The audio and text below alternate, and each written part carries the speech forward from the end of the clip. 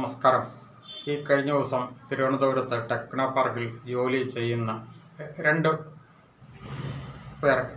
യുവ മിഥുനങ്ങൾ എന്ന് പറയാം. അതായത് ഒരു യുവാവും ഒരു യുവതിയും അവർ ബൈക്കിൽ യാത്ര ചെയ്യുന്ന സാഹചര്യത്തിൽ പിന്നിൽ നിന്നും വന്ന ഒരു കാറ് ഇടിച്ചിട്ട് നിർത്താതെ പോയി ആ രണ്ടുപേരും മരണമടഞ്ഞൊരു സംഭവം റിപ്പോർട്ട് ചെയ്യപ്പെട്ടത് പലരും അറിഞ്ഞിട്ടുണ്ടാവണം. യുവാവ് ഒരു നവീൻ സിബി എന്ന് പറയുന്ന ഒരു യുവാവ്, 25 വയസ്സ്. അതുപോലെ മൃദുല ആൻ എന്ന് പറയുന്ന യുവതി, ഒരു 25 വയസ്സ്. ആ യുവതി തൊടുപുഴക്കാരിയാണ്.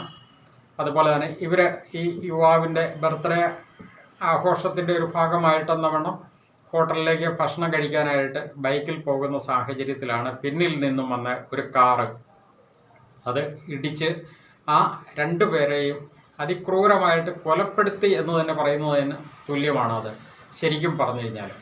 എന്നിട്ട് ആ വ്യക്തി, കാർ ഓടിച്ചു വന്ന വ്യക്തി വിഷ്ണു എന്നാണ് ആ വ്യക്തിയുടെ പേര്. ആ വ്യക്തി കാറ് നിർത്താതെ കളഞ്ഞു. അതിനുശേഷം പോലീസ് ഇതൊരു റോഡ് ആക്സിഡൻ്റ് ആണ് എന്നുള്ള നിലയിൽ അന്വേഷിക്കുകയും അത് സാധാരണ ബൈക്കുകാരുടെ മാത്രം കുഴപ്പമല്ല എന്നുള്ളതിൽ നിന്നും അവരൊരു നിഗമനത്തിലെത്തുകയും അതിനെപ്പറ്റി വിശദമായി അന്വേഷിക്കുകയും ചെയ്തപ്പോഴാണ് പിന്നിൽ നിന്നും വന്ന ഒരു കാറാണ് ഈ രണ്ട് പേരെ ഇടിച്ച് തെറിപ്പിച്ച് കൊലപ്പെടുത്തിയതിന് ശേഷം കളഞ്ഞത് എന്നുള്ള നിലയിലേക്കാണ് കാര്യങ്ങൾ വന്നിരിക്കുന്നത്. ഇത് അതിക്രൂരമായ മനഃപൂർവമായ കൊലപാതകം തന്നെയല്ലേ ശരിക്കും പറഞ്ഞു കഴിഞ്ഞാൽ? സ്വാഭാവികമായിട്ട് ഇത്തരം അപകടങ്ങളൊക്കെ ഉണ്ടാകുമ്പോൾ ഇത് മനഃപൂർവ്വമല്ലാത്ത നരഹത്യ എന്ന ലേവലിൽ കേസെടുക്കുകയും ആ അത്തരം കേസുകളിൽ നിന്ന് ഈ കൊടും ക്രൂരനായ കൊലയാളി എന്ന് തന്നെ പറയാവുന്ന വിഷ്ണുവിനെ പോലുള്ളവർ നിസ്സാരമായ വകുപ്പുകൾ ചാർത്തപ്പെട്ട് അല്ലെങ്കിൽ ചുരുങ്ങിയ കാലയളവിൽ തന്നെ ഈ ജയിലിനുള്ളിൽ നിന്നും പുറത്തേക്ക് വരികയും ചെയ്യുന്ന ഒരു സാഹചര്യം സൃഷ്ടിക്കപ്പെടുന്നത് ഏറ്റവും ക്രൂരമായ നിയമ ലംഘനം തന്നെയല്ലേ ശരിക്കും പറഞ്ഞു കഴിഞ്ഞാൽ? അതുപോലെ ഈ കഴിഞ്ഞ ദിവസം മൂവാറ്റുപുഴ മടക്കത്താനത്തും ഒരു അപകടം ഉണ്ടായത് കണ്ടു. ഒരു സ്കൂട്ടർ യാത്രക്കാരിയെ പിന്നിൽ നിന്നും വന്ന് ഒരു കാറുകാരൻ ഇടിച്ച് തെറിപ്പിച്ചിട്ടിട്ട് അതുപോലെ തന്നെ റിവേഴ്സ് എടുത്ത് വീണ്ടും ആ കാറുകാരൻ കടന്നുപോയി മറ്റൊരിടത്ത് ചെന്ന് വീണ്ടും അപകടം ഉണ്ടാക്കി. അതിനുശേഷം നാട്ടുകാരെ പിടിച്ച് പോലീസിൽ ഏൽപ്പിച്ചു എന്നാണ് പറയുന്നത്. തൊടുപുഴക്കാരനായ ഒരു യുവാവ് എന്നുള്ളതാണ് ഇപ്പോൾ റിപ്പോർട്ട് ചെയ്യപ്പെട്ടിരിക്കുന്നത്.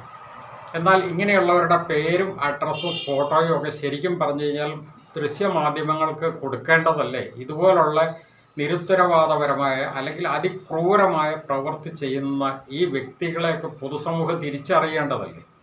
ഇതൊക്കെ വളരെ നിസ്സാരമായിട്ട് ഇവിടെ കാണുന്ന ഇവിടുത്തെ ഭരണ നിയമ സംവിധാനങ്ങളിലെ ഒരു പിഴവ് തന്നെയല്ലേ? ഇവിടെ ഇന്ത്യൻ ഭരണഘടനയും ഇന്ത്യയിലെ നീതിന്യായ വ്യവസ്ഥിതിയും ഒക്കെ വളരെ നല്ല രീതിയിൽ മുന്നോട്ട് കൊണ്ടുപോകേണ്ടതുള്ളപ്പോൾ ഇത്തരം കാര്യങ്ങളിൽ വളരെ അവധാനതയോടുകൂടി ഉദ്യോഗസ്ഥ പെരുമാറാത്തതിൻ്റെ ഒരു ഭവിഷ്യത്ത് കൂടിയല്ല ഇങ്ങനെയുള്ള തനിയാവർത്തനങ്ങൾ ഉണ്ടായിക്കൊണ്ടിരിക്കുന്നത്. എത്രയോ സംഭവങ്ങളാണ് ഒരു ദിവസം തന്നെ ആവർത്തിച്ചു കൊണ്ടുവന്നുകൊണ്ടിരിക്കുന്നത്.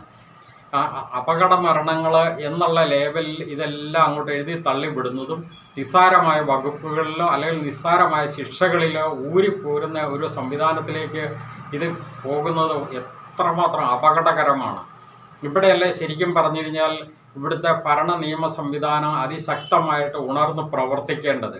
ഇപ്പം ആ രണ്ട് യുവ മിഥുനങ്ങൾ, ആ മൃദുലയാണെങ്കിലും നവീൻ സിബി ആണെങ്കിൽ പോലും അവരുടെ ജീവിതത്തിലേക്ക് അവർ കടന്നു വരുന്ന യുവാക്കളെ യുവതികളും ഇല്ലായിരുന്നോ ശരിക്കും പറഞ്ഞു കഴിഞ്ഞാൽ? അതിക്രൂരനായിട്ട് ആ കാർ ഓടിച്ചു വന്ന ഒരു വിഷ്ണു എന്ന് പറയുന്ന ആ വ്യക്തിയുടെ നിരുത്തരവാദപരമായ പെരുമാറ്റം അല്ലേ? അതൊക്കെ ശരിക്കും പറഞ്ഞാൽ മനഃപൂർവ്വം നടത്തിയ ഒരു നരഹത്യ എന്ന രീതിയിൽ തന്നെ എടുക്കേണ്ടതല്ലേ? എന്തുകൊണ്ടാണ് ഇതിങ്ങനെ ഇവിടുത്തെ ഭരണ നിയമ സംവിധാനങ്ങൾക്ക് ഇത്തരം കാര്യത്തിന് അതൊരു ഉദാസീനത കാണിക്കുന്നത്? ഒരു ഡ്രൈവർ എന്ന് പറയുന്ന ആ 6 വാക്കുകൾ, DRIVER, ഡ്രൈവർ. ഈ ഡ്രൈവർ എന്ന് പറയുന്നത് ഒരു 6 ക്വാളിഫിക്കേഷനാണ്. ആ 6 ക്വാളിഫൈഡ് ആയിട്ടുള്ള വ്യക്തികൾ മാത്രമേ ഈ കാര്യങ്ങൾ കൈകാര്യം ചെയ്യാൻ പ്രാപ്തിയുള്ളൂ എന്ന് തന്നെയല്ലേ ശരിക്കും പറഞ്ഞാൽ നമ്മുടെ ഇവിടുത്തെ ഭരണ നിയമ സംവിധാനങ്ങൾ പഠിപ്പിച്ചുകൊണ്ട് വന്നിരിക്കുന്നത്. അപ്പോൾ അതിന് ക്വാളിഫൈഡ് ആയിട്ടല്ലാത്തവരത് ചെയ്തു കഴിഞ്ഞാൽ മനഃപൂർവ്വം അങ്ങനെ തന്നെ എടുക്കണം. അതിനകത്ത് എന്താണ് ഈ ഉദാസീനത കാണിക്കുന്നത്? പല ഉന്നതന്മാരായിട്ടുള്ള വ്യക്തികളും ഇതേ രീതിയിൽ പഴുത് അടച്ച് അല്ലെ പഴുതിലൂടെ കടന്നു പോയിട്ടുള്ളത് കൊണ്ടല്ല ഇപ്പോൾ അതൊരു സാധാരണ സംഭവമായി മാറിയിരിക്കുന്നത് മനഃപൂർവ്വം അല്ലാത്ത നരഹത്യ എന്നുള്ളത്. ഈ മനഃപൂർവ്വം നടത്തിയ നരഹത്യ എന്ന് തന്നെ വരുത്തി തീർക്കേണ്ടതുണ്ട്. നമുക്കറിയാം, കുറേയധികം വർഷങ്ങൾക്ക് മുമ്പ് കണിച്ചുകുളങ്ങര കൊലപാതകം വളരെ പ്രമാദമായിട്ടായിരുന്നു. അതായത് ഒരു ഹിമാലയൻ ചിട്ടി ഫണ്ടും അതുപോലെ തന്നെ എവറസ്റ്റ് ചിട്ടി ഫണ്ടും ഈ രണ്ട് ഉടമകൾ അവരുടെ വൈരാഗ്യം തീർക്കാനായിട്ട് എവറസ്റ്റ് ചിട്ടി ഫണ്ടിൻ്റെ മാനേജറായ അല്ലെങ്കിൽ ഉടമയായിട്ടിരുന്ന വ്യക്തിയെ ആലപ്പുഴ ജില്ലയിൽ കണിച്ചുകുളങ്ങരയിൽ വെച്ച് അവർ സഞ്ചരിച്ച കാറിൽ മനഃപൂർവ്വം ഒരു ലോറി കൊണ്ട് ഇടിപ്പിച്ച് കൊല നടത്തിയ സംഭവം.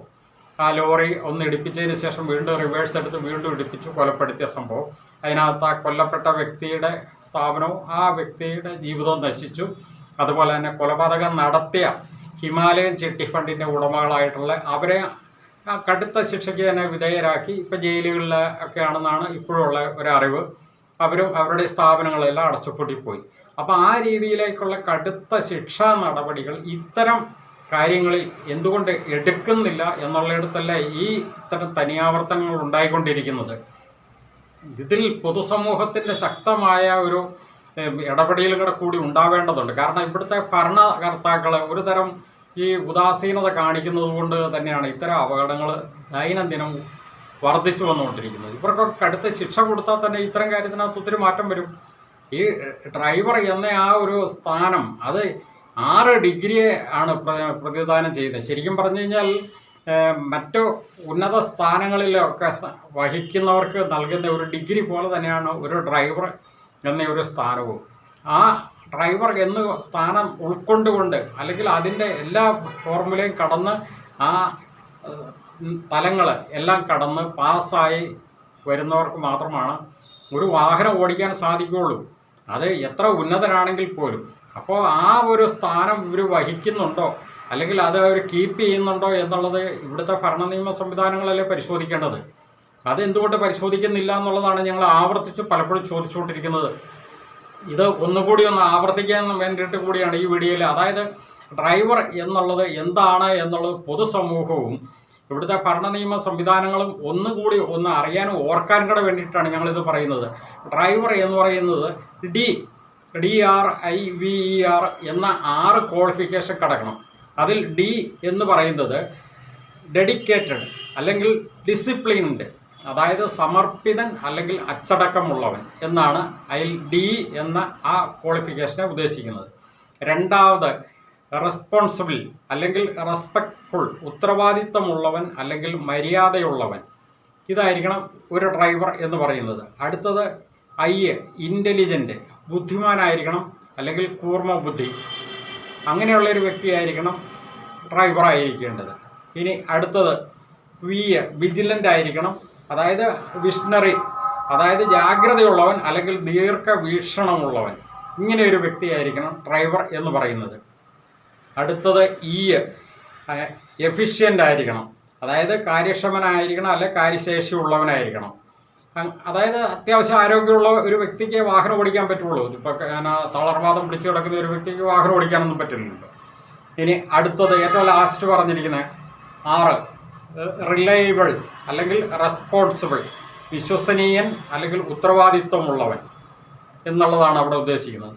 അപ്പോൾ ഈ 6 ക്വാളിഫിക്കേഷനുള്ള ഒരു വ്യക്തിയാണ് ഡ്രൈവർ എന്ന് പറയുന്നത്. ഇവിടെ നമ്മൾ ഏതെല്ലാം കാര്യങ്ങൾ പറഞ്ഞു, അതായത് ഡെഡിക്കേറ്റഡ് ആയിരിക്കണം, ഡിസിപ്ലിൻഡ്, അതായത് സമർപ്പിതൻ അല്ലെങ്കിൽ അച്ചടക്കമുള്ളവൻ, അത് ഒന്നാമത്തെ ക്വാളിഫിക്കേഷൻ. രണ്ടാമത്തെ ക്വാളിഫിക്കേഷൻ എന്ന് പറയുന്നത് റെസ്പോൺസിബിൾ അല്ലെങ്കിൽ റെസ്പെക്ട്ഫുൾ, ഉത്തരവാദിത്തമുള്ളവൻ അല്ലെങ്കിൽ മര്യാദയുള്ളവൻ. ഇനി 3 ഇൻ്റലിജൻ്റ്, ബുദ്ധിമാൻ അല്ലെങ്കിൽ കൂർമ്മ ബുദ്ധിയുള്ളവൻ.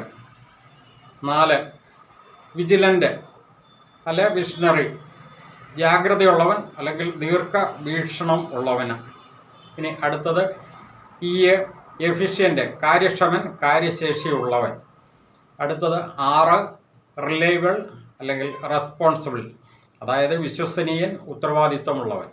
ഇത്രയും ക്വാളിഫിക്കേഷൻ ഉള്ള ഒരു വ്യക്തിയാണ് ഡ്രൈവർ എന്ന് പറയുന്നത്. അത്രയും ക്വാളിഫിക്കേഷൻ ഇല്ലാത്ത വ്യക്തി ആര് വാഹനം ഓടിച്ച് അപകടമുണ്ടായോ അതിന് ആര് ഇരയായോ ആ ഇരയാക്കപ്പെടുന്നവർക്ക് നീതി ലഭിക്കണം എന്നുണ്ടെങ്കിൽ ആ വാഹനം ഓടിച്ച വ്യക്തിക്ക് ആ എന്താണോ അവിടെ സംഭവിച്ചിരിക്കുന്നത്, മരണമാണെങ്കിൽ മനഃപൂർവ്വമായ കൊലപാതകം തന്നെ എന്ന് കണ്ടുകൊണ്ട് അതിന് കടുത്ത ശിക്ഷ തന്നെ ഉറപ്പാക്കേണ്ടതുണ്ട്. അത് ഇനിയാണെങ്കിലും ശരി, ഈ ഭരണ നിയമ സംവിധാനത്തുള്ളവർ, അതിന് ഉത്തരവാദിത്തപ്പെട്ടവർ അതിശക്തമായ നിലപാടെടുക്കേണ്ടതുണ്ട് എന്ന് ഒരിക്കൽ കൂടി ഉറപ്പിച്ചുകൊണ്ട് നിർത്തുന്നു.